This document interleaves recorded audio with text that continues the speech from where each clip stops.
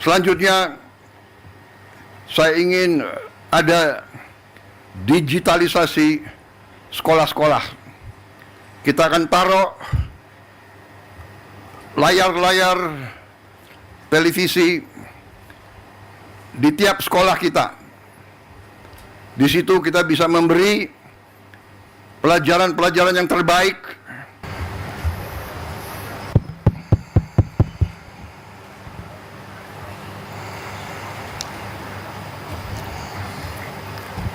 Bismillahirrahmanirrahim.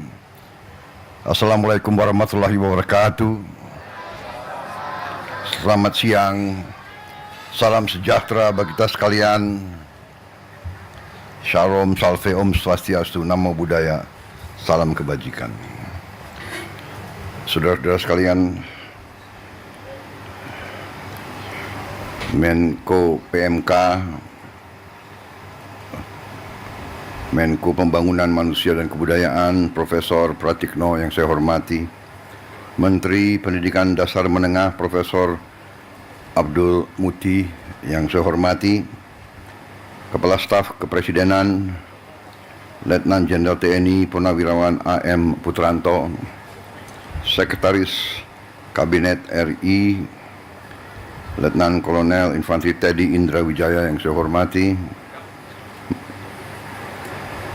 Wakil Menteri Dalam Negeri Ibu Ripka Haluk yang saya hormati, Wakil Menteri DG Komunikasi dan Digitalisasi Saudara Angga Raka Prabowo, Ketua Komisi 10 DPR RI Saudari Hetifah Saifuddin, Wali Kota Bogor yang saya hormati Saudara Dedi Abdurrahim, Kepala Sekolah Dasar Negeri 5 Cimahpar, Kota Bogor, Jawa Barat, Saudari Titin Sutini, para guru dan tenaga pengajar, anak-anakku, para siswa-siswi dari seluruh Indonesia yang hadir langsung maupun melalui video conference. Saudara-saudara pers media, serta seluruh hadirin undangan yang saya hormati, dan saudara-saudaraku yang mengikuti acara ini dimanapun saudara berada. Tentunya sebagai insan yang bertakwa, marilah kita tidak henti-hentinya memanjatkan puji syukur kehadirat Allah SWT, Tuhan Maha Kuasa, Tuhan Maha Besar, yang memiliki sekalian alam, atas segala karunia, atas kesehatan yang masih diberikan kepada kita, sehingga kita dapat berkumpul hari ini untuk memperingati Hari Pendidikan Nasional 2025 pada tanggal 2 Mei saat ini. Kita mengerti semuanya bahwa pendidikan adalah jalan yang sangat menentukan bagi suatu kebangkitan, bagi kebangkitan suatu bangsa dan negara. Tidak mungkin kita menjadi negara sejahtera, tidak mungkin kita menjadi negara maju kalau pendidikan kita tidak baik, pendidikan kita tidak berhasil. Pemerintah Republik Indonesia secara beruntun dari pemerintah ke pemerintah, dari masa ke masa, selalu menempatkan pendidikan sebagai hal yang paling utama. Seluruh elit bangsa menyadari hal ini dan menggariskan strategi pembangunan bangsa yang sudah baik dan sudah benar. Dibandingkan beberapa negara lain, negara kita menempatkan pendidikan sebagai yang teratas dalam APBN, dalam anggaran pembiayaan dan belanja negara, pendidikan yang paling pertama. Kalau tidak salah, APBN sekarang ini mungkin yang tertinggi selama sejarah Republik, di atas mungkin 22%. Kita bandingkan dengan negara lain. Negara India yang utama nomor satu adalah pertahanan.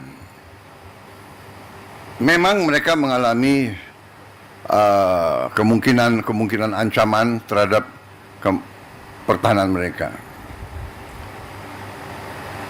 Kita bersyukur bahwa cukup lama berkat kepemimpinan presiden-presiden kita terdahulu, bangsa kita relatif mengalami berapa puluh tahun masa relatif damai. Memang ada berbagai krisis, berbagai gerakan separatis, tapi secara garis besar bangsa kita tidak mengalami perang besar mungkin sudah 60 tahun lebih. Kita bandingkan dengan negara Eropa, tempat lahirnya demokrasi, perang besar sekarang. Di Timur Tengah hampir tidak pernah berhenti perang. Di Palestina, di Gaza, di Suria, di Lebanon, di Irak, di Yaman, di Libya, di Sudan, sebut saja. Eritrea, Somalia, Chad, Mali, perang. Kita harus bersyukur.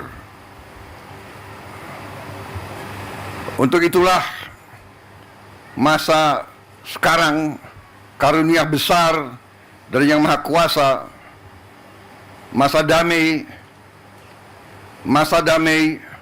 keadaan damai, bukan buah yang jatuh dari pohon. Masa damai bukan sesuatu yang jatuh dari langit. Masa damai adalah upaya pemimpin, upaya pemerintah untuk menjaga keselamatan rakyatnya. Dan dalam masa damai ini, marilah kita semua unsur bangsa, marilah kita gunakan kesempatan ini untuk membangun negeri dengan kecerdasan, dengan kearifan, dengan hati yang bersih, dengan kejujuran, sehingga kita bisa membangun masa depan anak-anak dan cucu-cucu kita. Pendidikanlah yang menentukan apakah negara ini mau jadi negara miskin atau negara ini mau jadi negara yang baik untuk rakyatnya. Pendidikan yang menentukan. Pendidikan sudah dapat alokasi yang besar, tapi marilah kita waspada, mari kita jujur kepada diri kita sendiri. Tidak kita mencari kesalahan siapapun. Mari kita jujur kepada diri kita sendiri. Mari kita bertanya, apakah anggaran pendidikan yang begitu besar sudah bertahun-tahun sampai atau tidak kepada alamat yang harusnya ditujukan. Kita masih melihat tadi dan kita tahu begitu banyak sekolah-sekolah yang rusak. Padahal kalau kita buka-bukaan, anggarannya ada.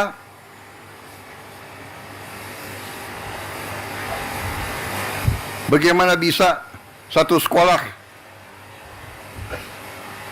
toiletnya hanya satu, WC-nya satu, bagaimana bisa?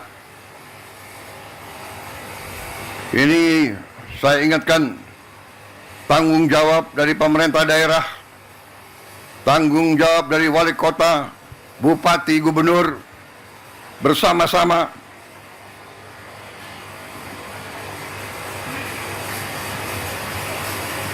saya memang menetapkan anggaran, saya kira kalau dicek cukup besar untuk perbaikan sekolah-sekolah. Tapi tidak cukup. Berapa? 16 triliun ya. 16 hampir 17 triliun. Tapi cukup hal ini untuk mungkin hanya 11.000 sekolah. Ya, 11.000 sekolah kira-kira. Ini tidak cukup. Sekolah seluruh Indonesia adalah 330.000 sekolah. Benar ya Pak Menteri? Yang sekolah negeri berapa Pak Menteri? Dari 330.000. 200.000 sekian. Jadi kalau kita perbaiki 11.000, mungkin perlu 30 tahun sampai sekolah ini semua bisa diperbaiki. Dan kita tidak boleh menyerah. Tidak boleh kita 30 tahun memperbaiki sekolah-sekolah itu. Karena itulah saya bertekad melakukan penghematan terus-menerus. Kita harus memperbaiki sebanyak-banyak sekolah seluruh Indonesia dalam waktu secepat-cepatnya. Inilah yang saya sedang pikirkan terus bersama menteri-menteri saya. Terus-menerus saya memikirkan bagaimana kita cari uang, bagaimana kita mengelola kekayaan kita. Karena terus terang saja, berkali-kali saya sampaikan, kekayaan bangsa Indonesia masih terlalu banyak yang bocor dan tidak sampai ke rakyat.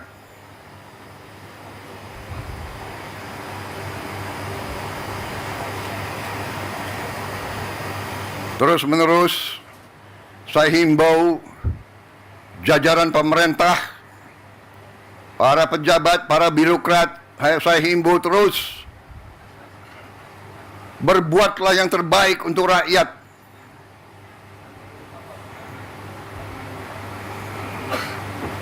Para pejabat, para birokrat diangkat, dibiayai oleh negara, digaji oleh negara.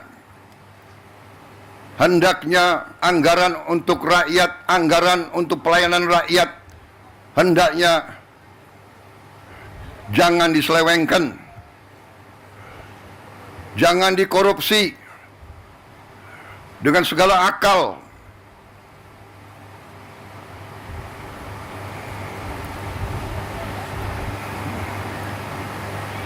Saudara-saudara sekalian, begitu banyak kebijakan kita yang akan kita lakukan untuk memperbaiki keadaan kesejahteraan rakyat kita dan ASN kita dan guru-guru kita, pejabat-pejabat kita semuanya. Saya sedang merencanakan juga bagaimana menaikkan gaji para hakim kita,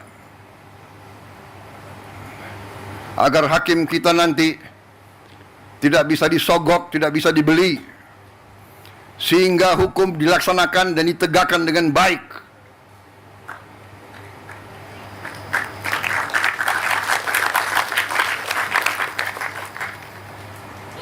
Saudara-saudara sekalian, kalau kita melaksanakan pengelolaan manajemen yang baik, manajemen yang akal sehat, bahwa setiap dana akan dikelola dan digunakan sungguh-sungguh untuk kepentingan rakyat, saya berpikir kita bisa mempercepat perbaikan sendi-sendi kehidupan bangsa, antara lain memperbaiki semua sekolah-sekolah di seluruh Indonesia.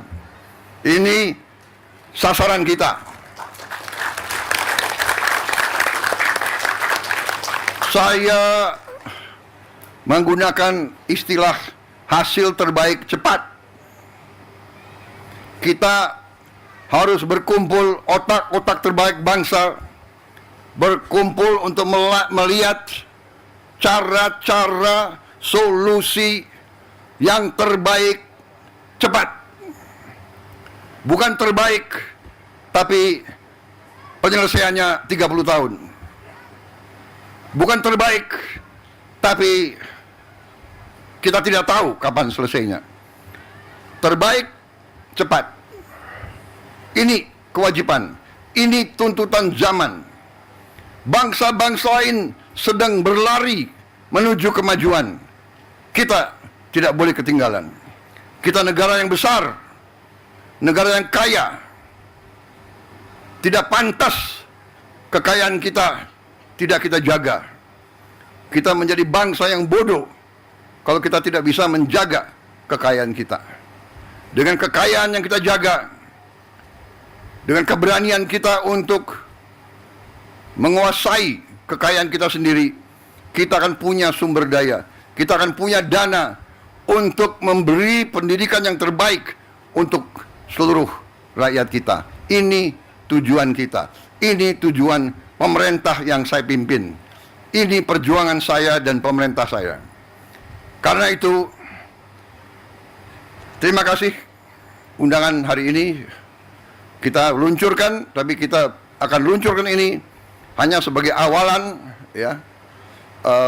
Ada langkah-langkah yang kita lakukan, perbaikan sarana semua sekolah kita harapkan. Mungkin sekarang baru bisa 11.000 sekolah, tapi begitu kita bisa dapat penghematan, begitu dapat dana lebih, terus akan kita tambah perbaikan-perbaikan itu. Selanjutnya, saya ingin ada digitalisasi sekolah-sekolah. Kita akan taruh layar-layar televisi di tiap sekolah kita. Di situ kita bisa memberi pelajaran-pelajaran yang terbaik, dan ini bisa bermanfaat untuk sekolah-sekolah, apalagi di daerah terpencil, daerah tertinggal, daerah terluar, ataupun di daerah-daerah kota dan sebagainya yang mengalami kesulitan mendapat bahan atau mendapat guru yang ahli di bidang-bidang tertentu. Nanti kita akan kumpulkan beberapa ratus guru terbaik, kita pusatkan di sebuah studio, dan dia akan ngajar ke seluruh sekolah di seluruh Indonesia. Ini membantu sekolah-sekolah, membantu guru-guru di semua sekolah-sekolah di seluruh Indonesia. Saudara-saudara, kita akan mulai, saya kira dalam waktu yang tidak terlalu lama. Saya berharap dalam 2 bulan sudah mulai sekolah-sekolah pertama menerima layar-layar televisi tersebut. Kita berharap, sasaran saya adalah dalam 1 tahun, pertengahan 2026, semua sekolah di Indonesia bisa mendapat layar televisi tersebut. Mudah-mudahan ini bisa tercapai.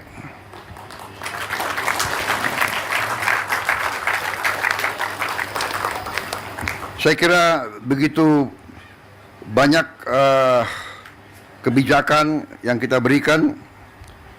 Tunjangan kerja untuk dosen, ada 31.000 dosen, kemudian bantuan pendidikan untuk guru-guru yang belum memiliki diploma strata 1 atau diploma 4, ini pun kita bantu.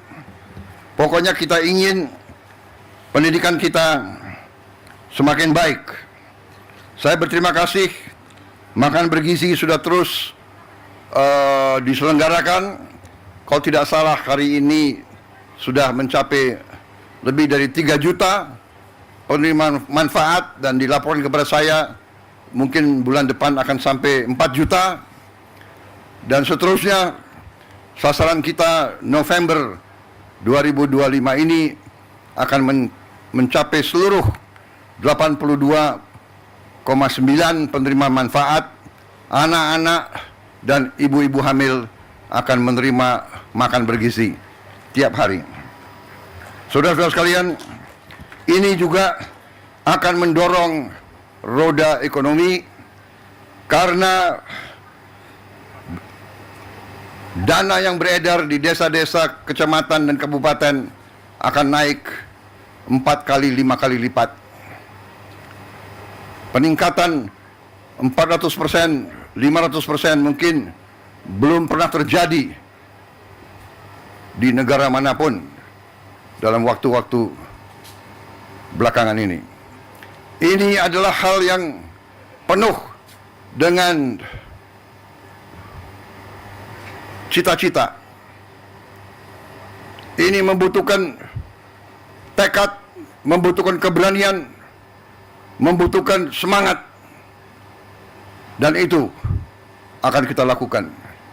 Kita akan buktikan ke dunia bahwa kita mampu melaksanakan hal-hal yang besar, hal-hal yang mendasar, hal-hal yang strategis, hal-hal yang bisa merubah nasib suatu bangsa.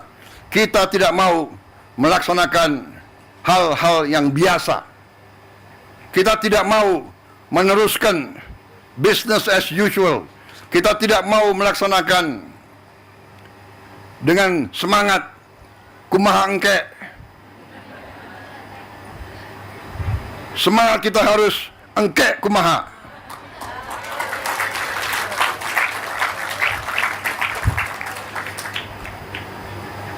Hilangkan itu semangat kumaha engke wae, kumaha juragan wae.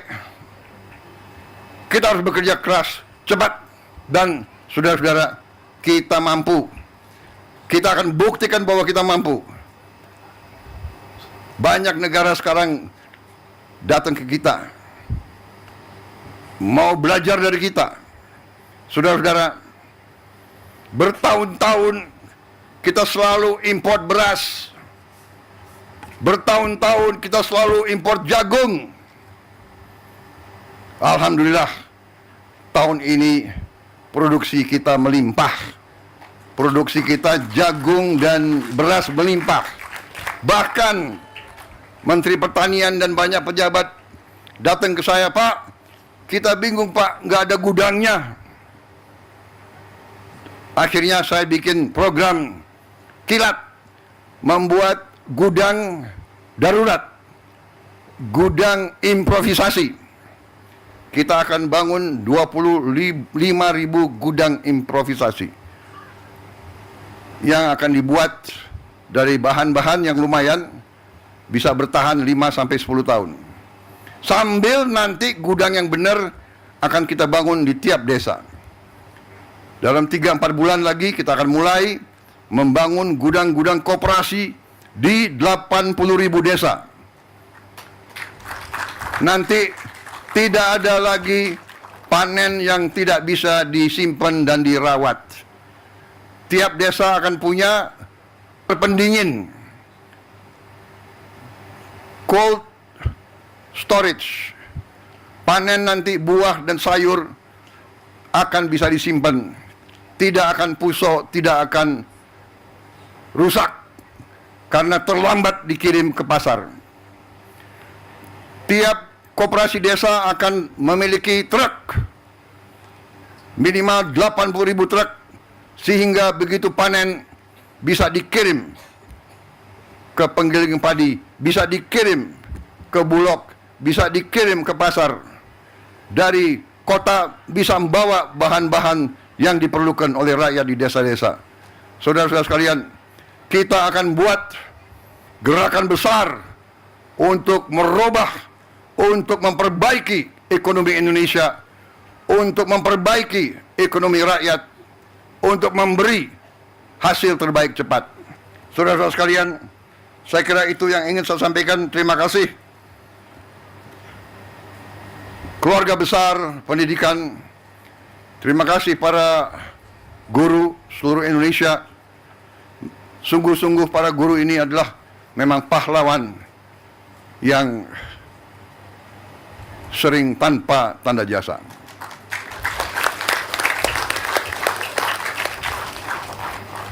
Saudara-saudara sekalian, untuk itu sekali lagi saya ucapkan terima kasih, dan marilah kita bersatu, marilah kita kerjasama, marilah kita rukun. Bangsa yang besar adalah bangsa yang rukun. Guru, petani, buruh, nelayan, pegawai negeri, pengusaha, profesor, tentara, polisi, bea cukai, semuanya kerjasama, semuanya bekerja untuk masa depan kita, semuanya bekerja untuk anak-anak dan cucu-cucu kita. Itu negara kita akan bangkit, dan harus bangkit, dan akan bangkit. Wassalamualaikum warahmatullahi wabarakatuh. Terima kasih para guru, selamat berjuang, dan saya akan monitor terus masalah pendidikan ini. Saya kira kalau ditanya setiap undangan ke sekolah, setiap undangan ke kampus, setiap undangan lembaga pendidikan, setiap undangan yang berurusan dengan pendidikan, itu saya prioritaskan. Dan rapat-rapat saya selalu memikirkan bagaimana mencari uang untuk memperbaiki pendidikan kita. Sekali lagi, terima kasih.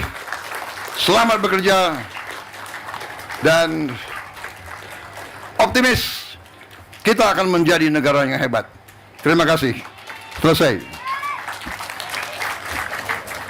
Dilanjutkan.